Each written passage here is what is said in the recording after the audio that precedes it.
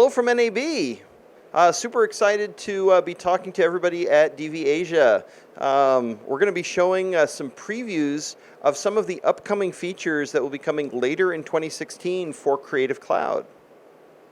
To get started, inside of Premiere Pro, we're announcing a new feature dealing with proxy-based workflows. Now, Premiere is still dedicated to native workflows. We work with files at 4K, 5K, 6K, even 8K files, and we're showcasing new support for the Red Dragon 8K sensor in this release. One of the things that we are discovering is as people are doing editing across the network, oftentimes the network is sort of a limiting factor to being able to work with these extremely high resolution files.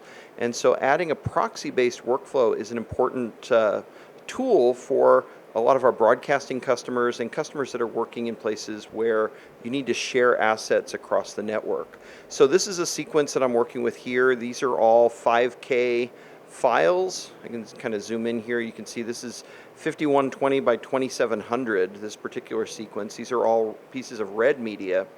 What's new in Premiere is we've added an entire function in the project. So when you create a project in Premiere, you can choose to add the functionality to copy the original media and create proxy files at the same time. And these will automatically do the copy. Even if I'm working off of a memory card, this means I can use the media browser in a way we couldn't before, where when I import my clips using the media browser, it will automatically copy the high res to a particular location. In addition, I can pick a preset for my proxy files, and it can put those in the same folder or in a different location, even on the network. So what this means is now when I'm editing, if I'm editing these extremely high resolution files or I'm having difficulty communicating across the network, I can seamlessly switch out by clicking this new button in the program monitor or the source monitor to turn on proxies. Now in this case, I'm using a proxy preset that I've created that actually adds a watermark, just so you can kind of visually see what is going on. So if you want to watermark your proxies for security reasons, you can definitely do that, but it's not required. Another new feature that we have been focused on inside of Premiere, we are doing some investment in the virtual reality space, dealing with VR production. Many of our customers are doing additional production work in VR for marketing purposes to kind of build up a brand around more traditional movies and entertainment. And so we are working with a couple of different partners that make plugins for a complete end-to-end workflow. But it was necessary to add a new feature in Premiere to really give a nice editing experience when working with VR media. This is a stitched clip here, and this media is 3840 by 1920, so it's almost 4K wide and by 1920 tall. So this has already been pre-stitched using a plugin from a company called Mettle, M-E-T-T-L-E. And I can bring this into Premiere and I can view it in this sort of stretched out, what we call an equirectangular view. But I can't really see it in VR space. At least we couldn't before. Now I have this additional button where I can turn on a VR display, and if I click this spanner, I can go in and I can pick and choose how I want the VR display to operate. This will work with stereoscopic media. In this case, I'll switch to monoscopic, but just know this will work with stereo media and even provide an anaglyph viewing experience, red and blue experience, if you want to work with stereo media. I can pick the viewing angle that I want, and when I click OK and turn this on, I now have a virtual reality viewer where I can go through and look at 360-degree video. I can play this back. I can look for regions of interest in my video and kind of pick and choose what I'm looking at and get that whole experience of being able to pan around and see what this is going to look like. In addition, we have added some new functions when we export for VR so that we put the correct flags in the files when publishing out to social media sites. We can actually make sure that the VR information that is automatically detected by sites such as YouTube or Facebook. So here I can check this box, and I can basically put the information in the file so that during the upload it'll automatically be detected that this is a VR clip. The last area in Premiere that we've been focusing on is improving and enhancing our color workflows. And in order to do this, let me just open up my project here. I'll switch over to a different view. We'll turn this off. We've improved and enhanced our scopes inside of Premiere Pro just to make them nicer. They draw in a much more high-resolution format than before. We've added new functionality for high dynamic range, and we've also added some really nice controls for things like color space, including using the new Rec 2020 color space, and brightness controls. So just refining and enhancing the scopes inside of Premiere. The one thing we're really excited, I'll kind of step through this here, a couple of nice features that have been added. We have in the Lumetri color panel, we've added a white balance control, so I can just use the eyedropper to pull a white balance on my shots. And we have also added a new secondary color corrector into the Lumetri panel. So many people are asking about the idea of pulling a secondary grade. And so in an example like this, I can use this gentleman here in this jacket. I can use the eyedropper tool here to pull a color of the jacket. I can see a mask here. And from here I can start to kind of widen this out so that I can get a nice clean matte on the jacket. Maybe we'll widen out the color range just a touch here. And then I can do things like add a little bit of blur to that.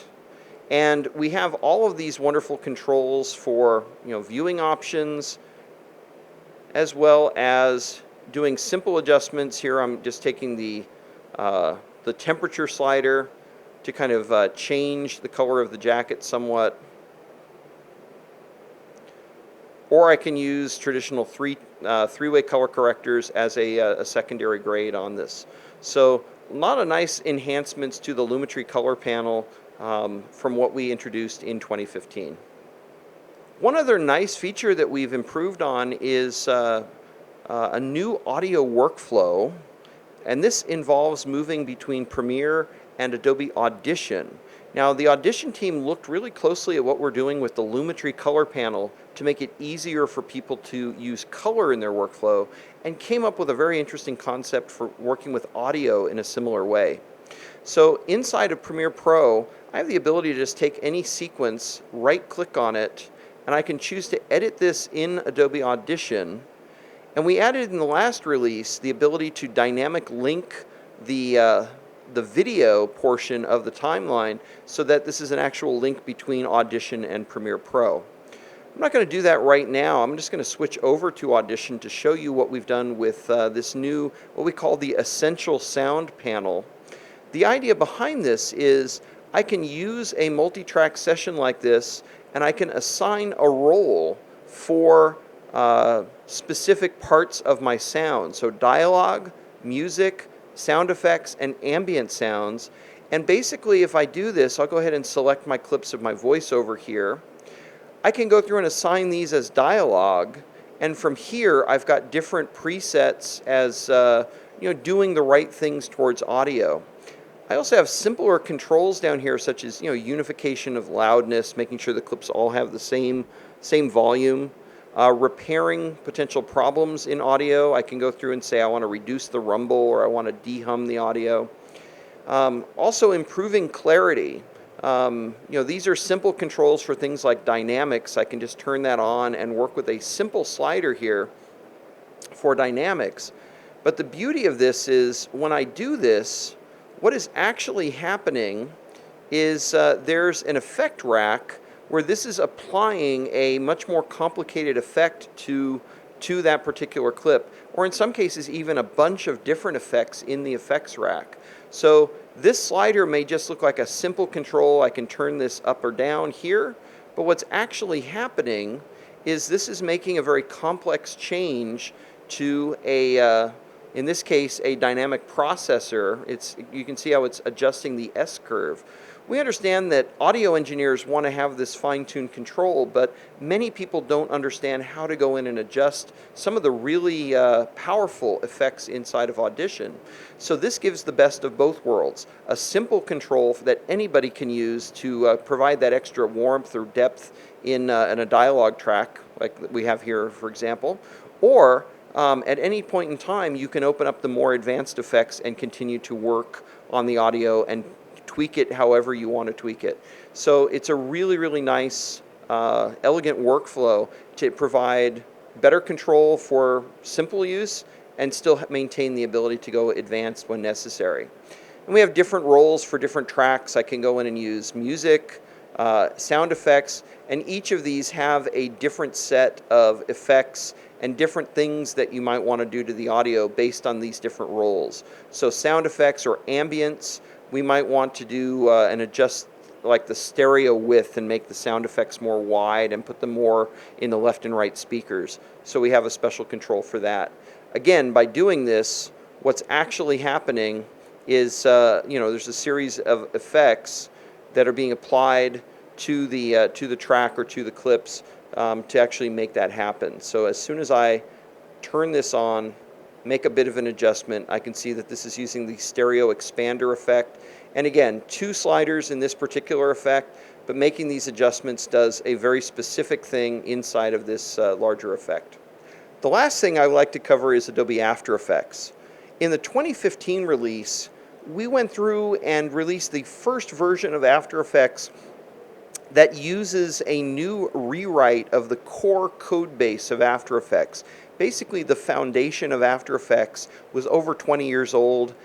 We invested about 3 years worth of time to completely rewrite that section of the code, make it much more modern, and put it in modules so that we have the ability to kind of go in and make changes as necessary to these different parts of the code. We saw a big improvement in interactive performance in the 2015 release, and now we're starting to see even newer, better features inside of After Effects, better performance. This particular version includes a new playback component which gets better real-time playback when previewing in After Effects. This also includes, for the first time, we have full audio-video sync inside of After Effects. So while I'm doing a RAM preview, if I have some music, this will actually stay in sync the entire time during a composition. I can turn that on and off. I can preview the music independently of the video if necessary. But even in a complex composition such as this one with 21 layers, a lot of nested comps within comps, everything will stay in sync during playback. We've also improved a lot of other things dealing with just how the user interface draws the screen. This is an example here. I'll go ahead and turn one of these layers on, and I'll go ahead and select this roto layer here. This is an example where you have a very complex rotoscope effect going on with many, many different masks that are being applied here.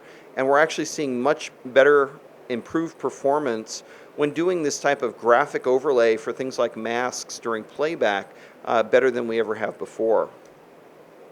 We're also seeing for the first time ever, some of the effects from Premiere Pro that have GPU acceleration are now being moved over into After Effects.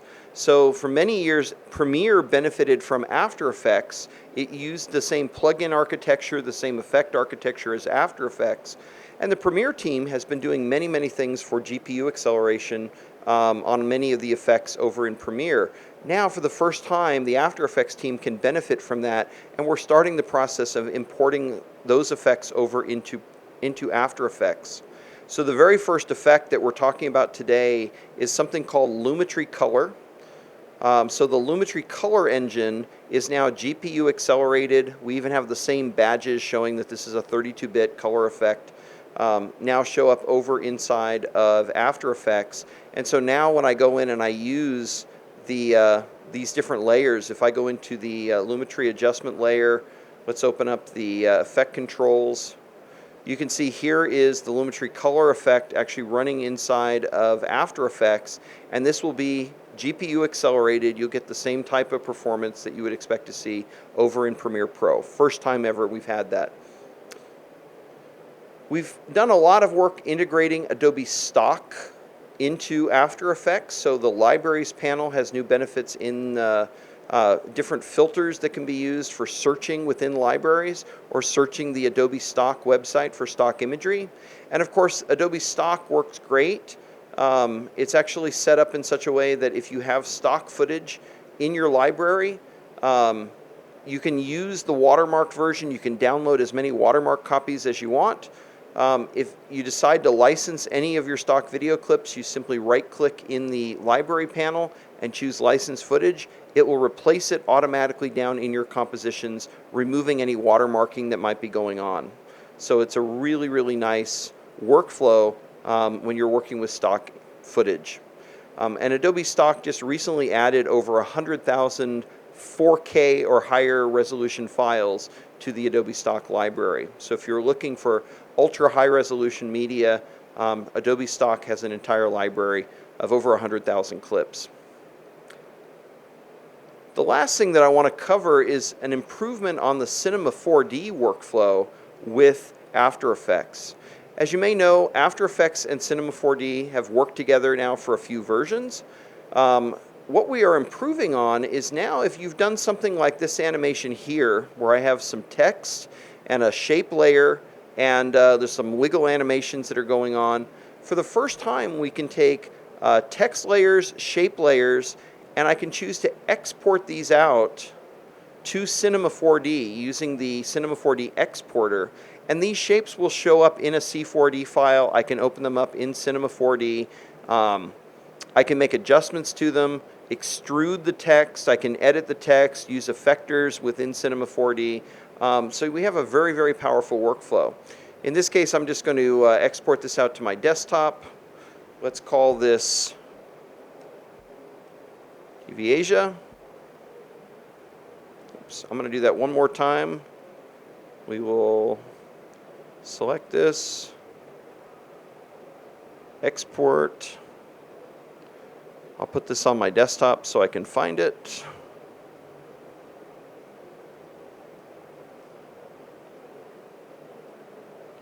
And this is giving me the options to either extrude or leave the text as an actual text layer in Cinema 4D. I'm just going to choose extrude. It has extruded that. I can now import that back in. And I'll go ahead and drop that to a new composition. And very quickly you can see that this now has an extrusion applied to the text, and I have controls over how this is being rendered using the Cinema 4D render engine over on the Effect Controls panel. If I need to edit that further, I can use an Edit Original command, which will open up the C4D file in Cinema 4D Lite, and I can do additional work from here to make some additional changes to this. But you can see if I scrub through this, you can see all of the keyframes have come across. Even that wiggle function in the camera motion is coming across. This will also export nulls, lights, and of course the camera from After Effects gets moved over into true 3D space in Cinema 4D. The very last thing that I'll mention, as we're running out of time here, a lot of new features in this release. We have a new tool that we've been kind of showcasing called Character Animator. What you're seeing on the screen right now is some Photoshop art done by a friend of mine in Singapore named Sinmin Tay. Drew a bit of a caricature of myself inside of Photoshop. By bringing the PSD file into Character Animator, I can begin to animate the different layers. I can see my eyes are blinking, my eyebrows move up and down. I can even kind of grab a little bit on the character, make him kind of wiggle around a little bit. And this is just the beginning of what you can do inside of Character Animator. In the past, to use Character Animator, you would have to name the layers very, very carefully to make that rigging happen, and it would happen automatically. But we're showing at NAB for the first time a new tagging panel where I can just select a layer and pick where I want to rig that particular layer to in the face, in the view, how the mouth works. There's different modifiers. I can make things draggable or give things like hair a dangle property. So if you have a character with long hair, you can have it react to your facial motions. And we use this, the webcam on the system here. If I set my rest pose and I kind of bring this up, you can see that my face is being tracked in real time. And that is actually what is being applied to my character as I'm moving around on the screen here. So giant character of me standing over Las Vegas, Nevada. I can even do things like set up keyboard shortcuts for smiles and other things. It's a fantastic tool. We're starting to see this being used in broadcasting in the United States today. So I'm very excited about this. Well, I guess that's all the time I have today from the show floor here, but a lot of exciting things going on at NAB at the Adobe booth.